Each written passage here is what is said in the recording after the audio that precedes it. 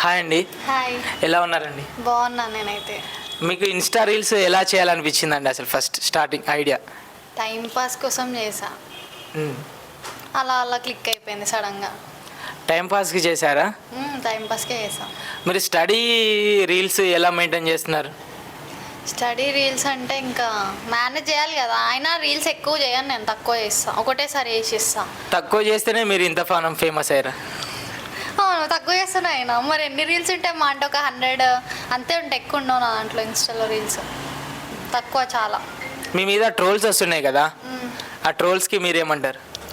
ఏమన్నాను, వాళ్ళ ఇష్టం అది, వాళ్ళ ఇష్టంతో చేస్తారు. నేను ఏమనాలి చెప్పండి? ఇప్పుడు నేను స్టాప్ చేయమని చెప్పినా వాళ్ళు స్టాప్ చేయరు కదా, వేస్ట్ ఆఫ్ టైం. వాళ్ళతో నేను ఆర్గ్యూ చేసే టైం కూడా నాకు లేదు ఫస్ట్ ఆఫ్ ఆల్.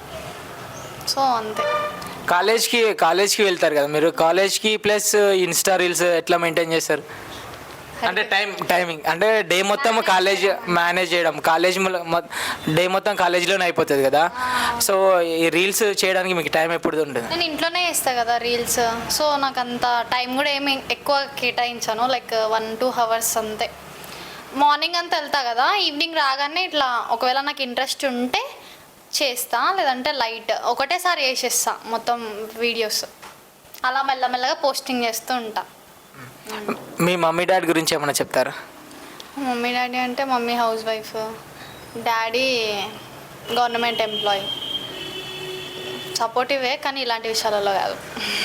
ఎంకరేజ్ చేస్తుంటారా మిమ్మల్ని ఇట్లా రీల్స్ చేస్తుంటే?